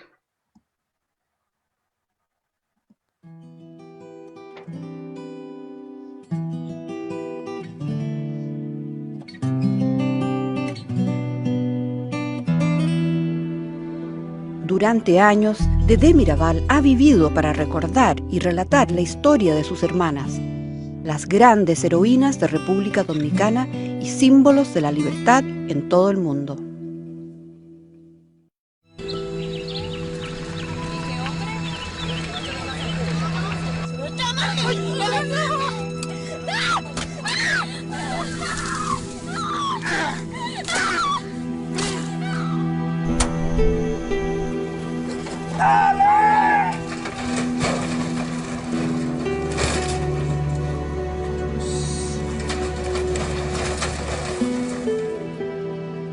Patria, Minerva y María Teresa Mirabal, jóvenes esposas y madres de niños pequeños, son brutalmente asesinadas por los secuaces de Rafael Leónidas Trujillo, uno de los tiranos más sanguinarios que ha conocido Latinoamérica.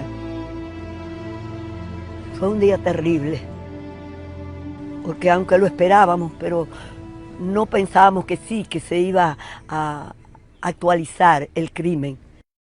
Cuando Trujillo descubre que ellas han formado un movimiento de resistencia contra el régimen, las manda matar, haciéndolo parecer un accidente.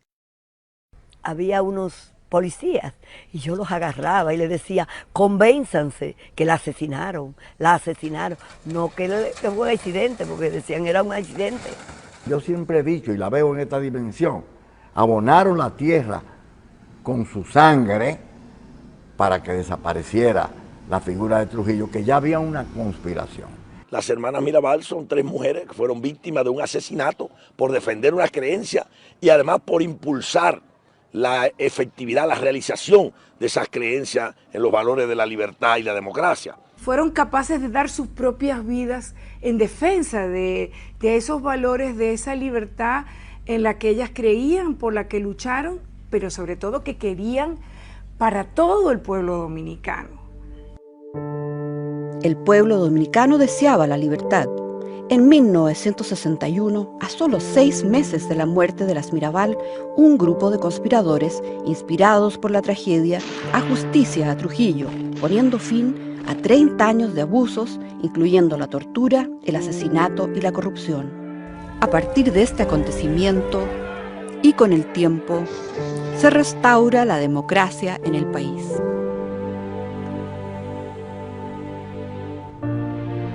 Noviembre del 2010. Han pasado 50 años desde la tragedia. En Ojo de Agua, lugar donde se criaron Patria, Minerva y María Teresa, Dedé dice que ellas las siguen acompañando, hasta en sus sueños. Antes de anoche, que cumplía María Teresa años, y yo pasé la noche soñándome, y trataba como de olvidarla, me volteaba, y veía a Patria parada en la marquesina, veía a Minerva aquí recitando, pero buscaba a María Teresa y como que no la veía, se me perdía en la noche.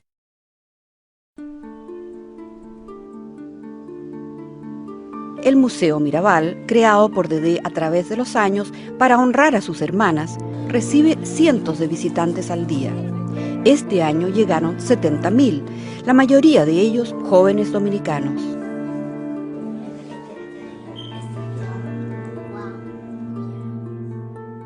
Sobre todo aquí llegan escolares, que vienen a conocer la historia de Patria, Minerva y María Teresa, o las mariposas, nombre secreto que usaron ellas en el movimiento que formaron contra el régimen.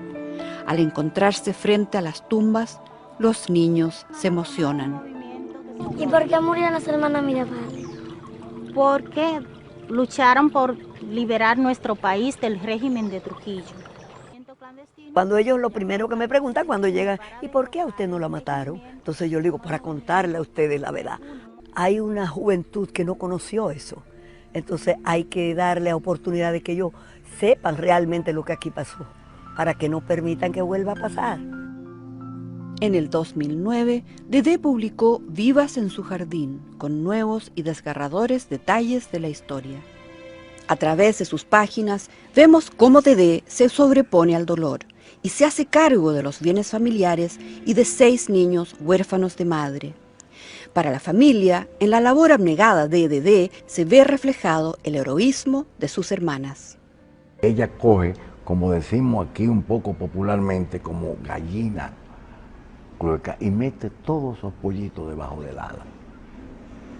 Los educa, los hace que estudien y además comienza a enarbolar la bandera donde se apoyan los sueños de las hermanas Mirabal. Esa entrega del esfuerzo de cada día, el defender en cada instante el ejemplo, el recuerdo, concita mucho menos admiración, pero si te pones a mirarlo de cerca, es tal vez más difícil que el otro, ¿no? Que los grandes gestos, que las grandes entregas.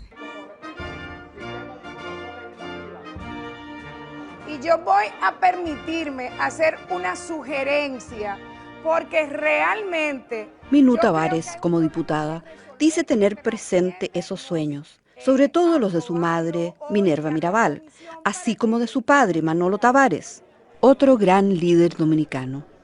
A veces tengo que votar o decidir con respecto a un tema y tengo dudas y a veces nada más pensar, bueno, ¿y qué diría mi madre o qué diría mi padre de esta decisión que yo puedo tomar? Y eso simplemente me sirve para aclararlo todo, ¿verdad?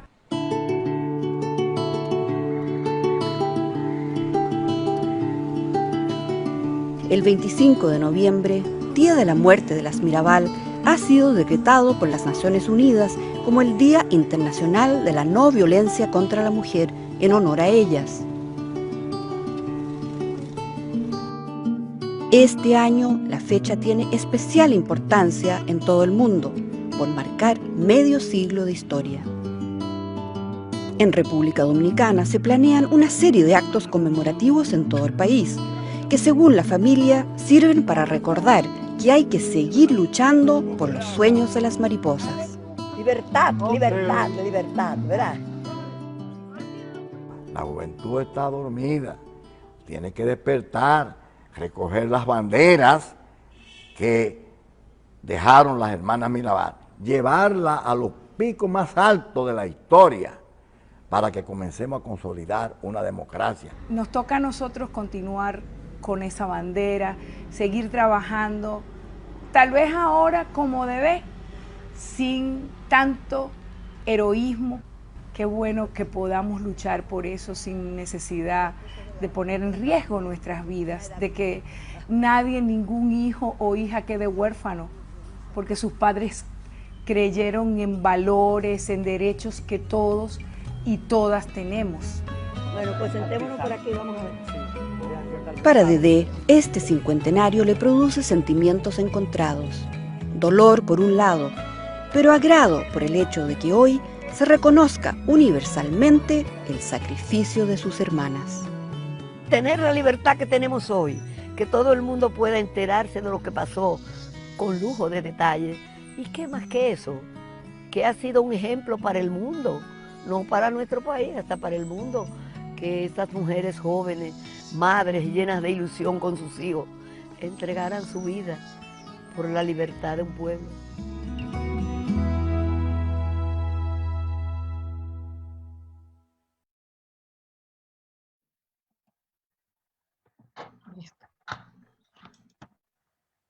Regresamos con las preguntas. Esta pregunta está dirigida para las dos expositoras. ¿Qué deberíamos hacer las mujeres para eliminar la violencia en el ámbito universitario? Bueno, yo, si quieres, comienzo, Gloria, ¿te parece? Y ya, Sí, por favor, continuemos el orden de exposición. Ah, chévere. Ya, muchas gracias. A ver, yo creo que hay dos momentos importantes, o tres, a lo mejor ahora se me está ocurriendo. Uno primero es reconocer, ¿cierto?, dónde estamos frente a una situación de violencia y de acoso, ya sea acoso sexual o cualquier otro tipo de acoso. Entonces, aquí hay un tema importante que es nosotras identificarlo.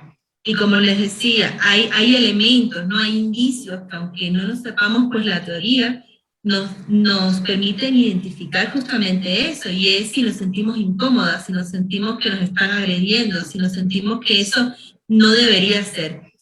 Es curioso que a pesar de que hay muchas colegas que estamos trabajando pues en este tema, cuando estamos propiamente en estas situaciones, hay veces que se nos dificulta hasta reaccionar. Y eso también yo lo quisiera compartir. O sea, lo difícil que es, por tantos años que nos han enseñado ciertos comportamientos, conseguir reaccionar en ese momento. Pero si conseguimos identificar que el comportamiento es inapropiado y que es incorrecto, yo creo que ese es un primer paso.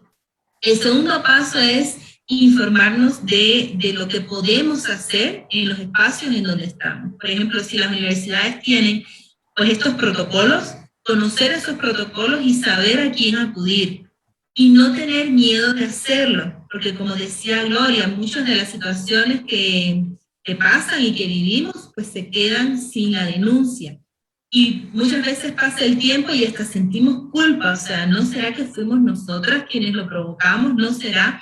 Y nos cuestionamos nosotras mismas. Entonces, no pasa nada, o sea, entender que aunque haya pasado un tiempo, si esa situación se produjo, nosotros todavía lo podemos denunciar y lo podemos decir y podemos seguir esos canales para que se cumpla lo que está previsto. Y el tercer elemento que yo les decía dos, pero quizás un tercero, yo creo que es apoyarnos entre nosotras mismas. O sea, ¿qué más podemos hacer? Buscar apoyo entre nosotras mismas. Muchas veces las mujeres podemos ser las peores enemigas de otras mujeres, y yo creo que hay que comenzar a ganarnos nuestro respeto, y con ese respeto pues también acompañarnos en estos momentos y reconocer en otra mujer las dificultades que nosotras mismas tenemos y ser más un apoyo que una competencia. Entonces yo también abogaría porque las mujeres nos identifiquemos en otras mujeres y seamos, ¿no?, partes de una misma comunidad. Porque lo que están pasando otras colegas, nosotros también lo vivimos, y lo que hemos vivido también las otras, pues puede ser que les suceda. Entonces apoyarnos como comunidad yo creo que es importante, y pues seguir adelante, ¿no? Unidas más que desunidas. Muchas gracias. ¿Podemos continuar con ingeniera Erazo? Sí. Claro. Gracias, Carlita. Yo creo que lo que deberíamos hacer en el ámbito de la academia y de todos los aspectos de la vida es primero romper el silencio. O sea, yo creo que complementariamente a lo que nos decía Valentina, tenemos que volver a identificar por un lado, pero contarlo, decirlo, buscar a alguien con quien contarlo, ¿no? Y activar lo que nosotros denominamos en los grupos feministas los espacios de contención emocional, donde las personas que han sufrido el acoso puedan ser escuchadas. Más allá de que te critiquen, te den razones y todo, el primer paso es ser escuchadas. Muchas veces las mujeres no podemos no queremos contar porque vamos a ser cuestionadas. Entonces lo que se debe crear son espacios donde las mujeres sean escuchadas, son espacios de reflexión. En segundo lugar, yo creo que también es importante, ya después de lo que decía Valentina, de cuando detectas estos tipos de violencia, es enfrentarlos. O sea, ellos son siguiente, enseñar a las personas a enfrentarlos. Justamente yo creo que eso es bien importante, ¿no? Yo como docente les cuento una experiencia. Yo trataba de que mis estudiantes actúen de manera equitativa y respetuosa, ¿no? Entonces, muchas veces cuando yo era estudiante, por ejemplo, un profesor, un estudiante utilizaba un lenguaje soez o decía una broma y nadie decía nada. Cuando yo comencé a trabajar como docente, dije, eso hay que cambiar, porque parte de la violencia también existe en el lenguaje, en las actitudes y demás. Entonces, comenzar a dar esos pasos. Yo les decía a mis colegas, por ejemplo, colegas hombres o otros colegas, les decía, paren eso. No permitan que se ríen, no permitan que se burlen de los compañeros por su orientación sexual, por cómo se visten, por ser mujeres. Y yo creo que hay que dar esos pasos. O sea, no solo tienen que ser los estudiantes, ¿no? Está bien, porque son a lo mejor los más afectados, pero también los docentes. Y yo llamo, si nos están escuchando, a que hagamos eso.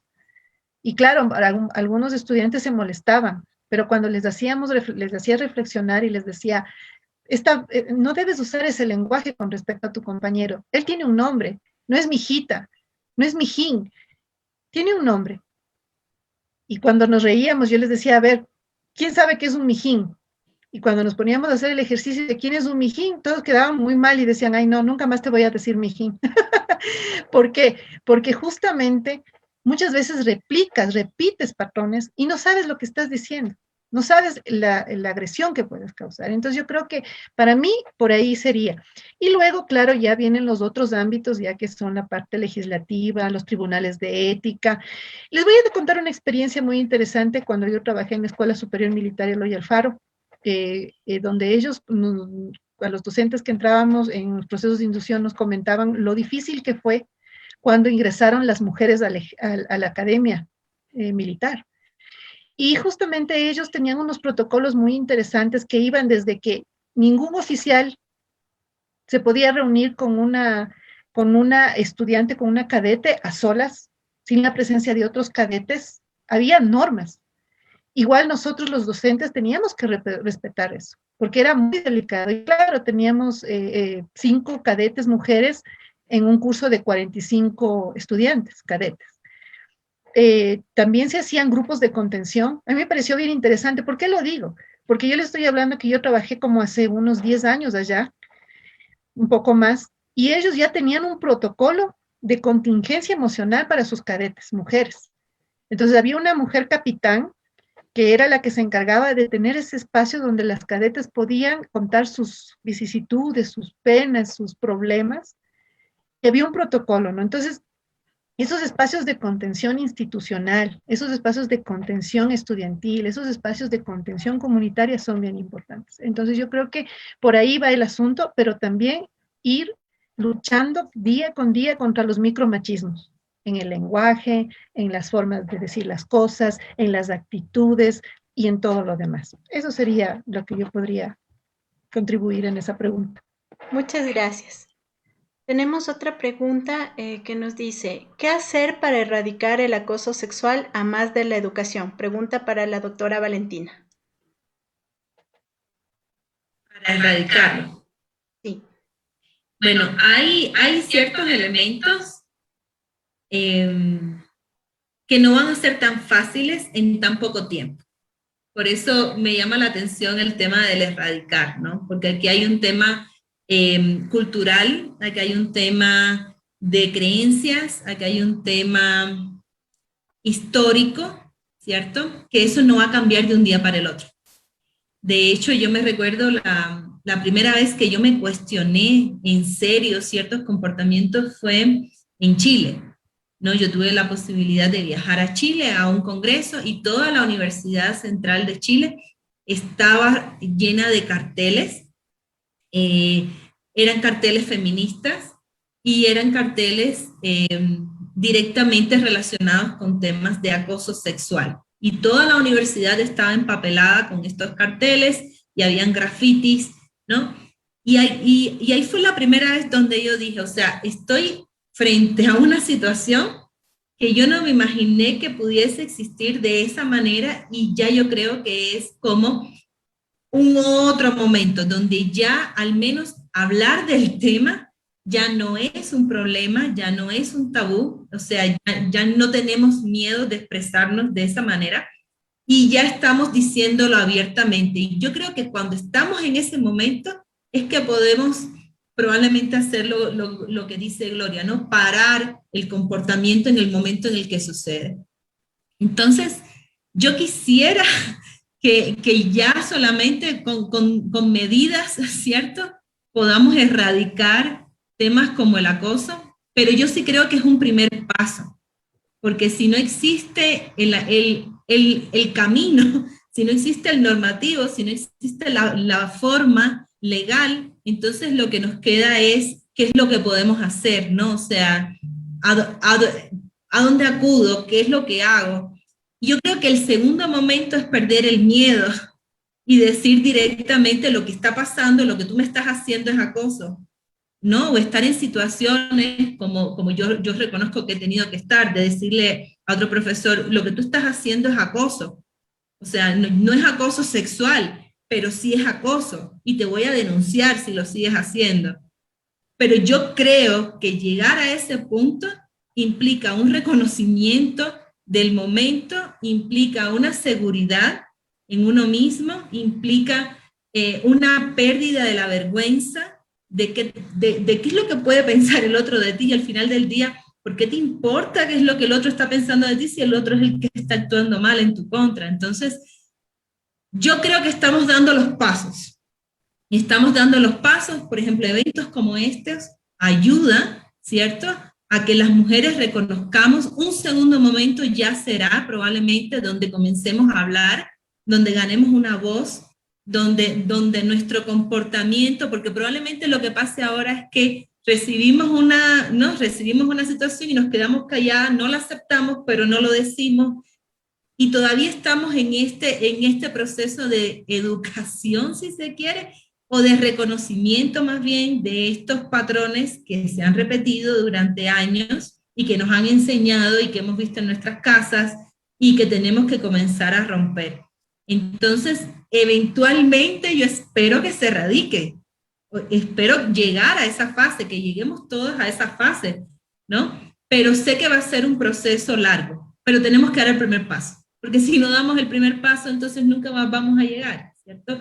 Entonces, ¿qué es lo que hay que hacer para erradicar? Hay que comenzar hablando, hay que comenzar ganando confianza en uno mismo, hay que comenzar a ganar confianza en el contexto donde estamos, porque si lo hacemos y no recibimos apoyo, pues también eso como que nos calla, y dar el primer paso es lo principal, y llegaremos ahí. O sea, otras han recorrido el camino, ¿no? Y nosotras no estamos haciendo nada distinto de lo que hemos visto en nuestras colegas. Entonces, llegaremos al momento en que tengamos nuestra voz y que nos sea más fácil hablar y discutir sobre estos temas y denunciarlos en el momento en que pasen, y que llegue un punto en que realmente pues ya no sea necesario hacerlo porque no pase, ¿no? Porque no ocurra. No va a ser rápido, pero vamos a llegar ahí, o sea, vamos a llegar ahí.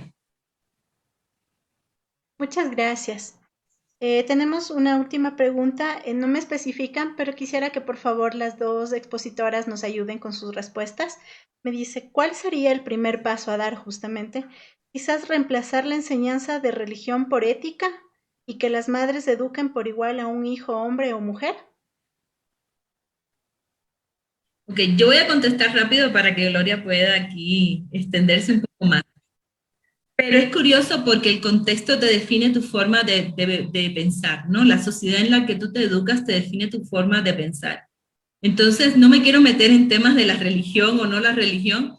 Yo digo que yo crecí en un contexto libre de religiones, ¿no? Yo vengo de Cuba, por tanto en Cuba el tema religioso, o sea, las familias no nos educan bajo un concepto religioso, a pesar de que yo pueda tener mi propia espiritualidad, y eso marcó mucho mi forma de pensar y lo reconozco. Y mi postura frente a ciertas situaciones, ¿no? Y también yo digo, yo vengo de un contexto de mujeres fuertes, entonces mujeres fuertes que casi un matriarcado que definen y han definido sus formas de ser, y tengo que reconocer que no he tenido pues el lado religioso indicándome o enseñándome ciertas formas de pensar sobre ciertos temas. Estoy pensando, por ejemplo, en temas como el aborto, ¿no? Y por tanto yo no he tenido esa vivencia y reconozco que eso ha marcado mi forma de pensar. Por tanto, probablemente sí, o sea, temas como la religión, temas como la cultura, temas como la ética y los valores sociales definen nuestra forma de pensar y eso también va a definir el comportamiento que vamos a tener sobre ciertos temas, ¿no? Pero ahí a lo mejor Gloria, que sí ha tenido quizás otras experiencias, podría tener otro argumento. Claro. Bueno, es un tema polémico, ¿verdad? Bueno, yo sí soy católica, eh, y obviamente, como tú dices, es obviamente todo es la educación que recibimos en el hogar y luego la educación formal es la que te marca. Sin embargo, de eso me acerqué desde hace muchos años ya, desde mi adolescencia al feminismo, justamente porque digamos, las enseñanzas religiosas como que no me cuadraban totalmente. Entonces, luego tuve la oportunidad de estudiar en un colegio laico, donde obviamente ya tuve una visión del mundo más compleja. Yo quiero decir que independientemente de la religión, lo que hay que marcar aquí, y refiriéndome a la pregunta, es un tema ético. ¿Qué es lo correcto con respecto a la defensa de los derechos humanos de las personas en general y en particular de las mujeres?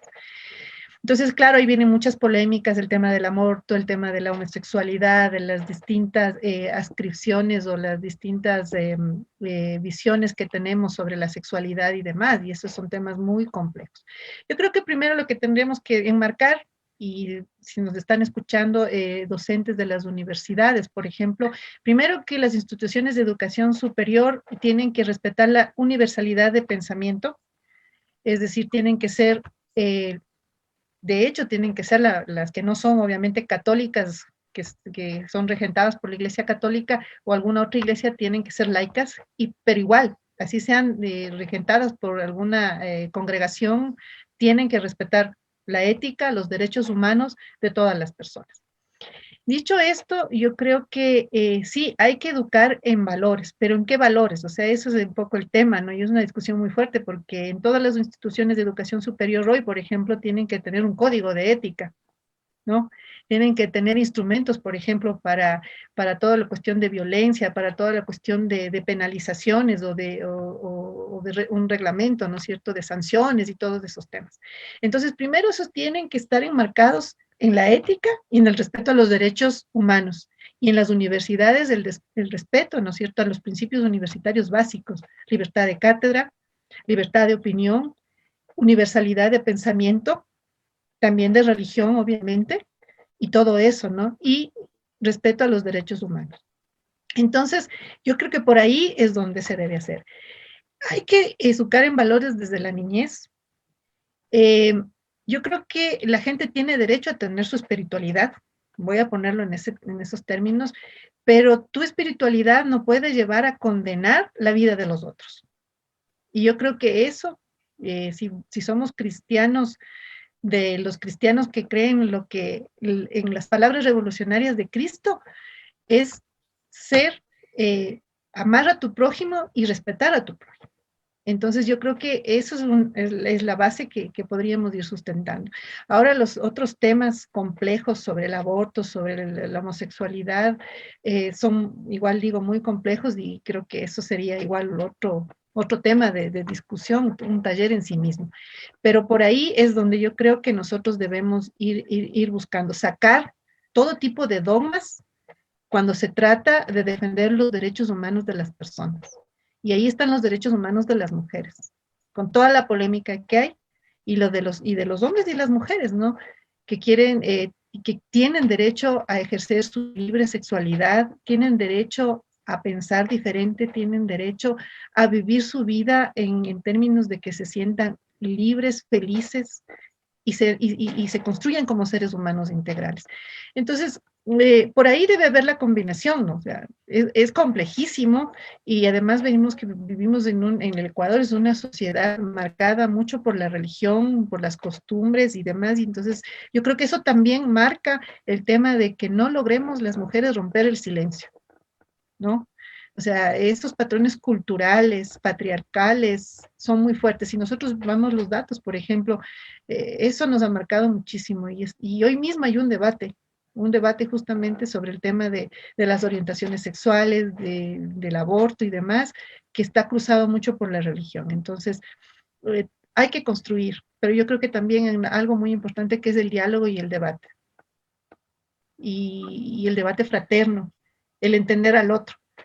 O sea, yo por ser, es una combinación un poco extraña, yo soy una feminista convencida, pero no puedo imponer mis criterios si no escucho al otro. Y yo creo que esos espacios son los que debemos construir, unos espacios de escucharnos, de oírnos, unos espacios democráticos. Por ahí también creo que podríamos ir dando algunos pasos. Les agradezco nuevamente a las dos expositoras. Sus temas nos han dado unas herramientas muy fuertes a todos los que les hemos escuchado. Podemos ahora conocer más datos sobre la mujer, también qué es el acoso, también poder diferenciarlo, ¿no? Antes de despedirnos, quiero invitarles para el día de mañana a las 16 horas al evento que se llama El papel de la mujer en la transformación social.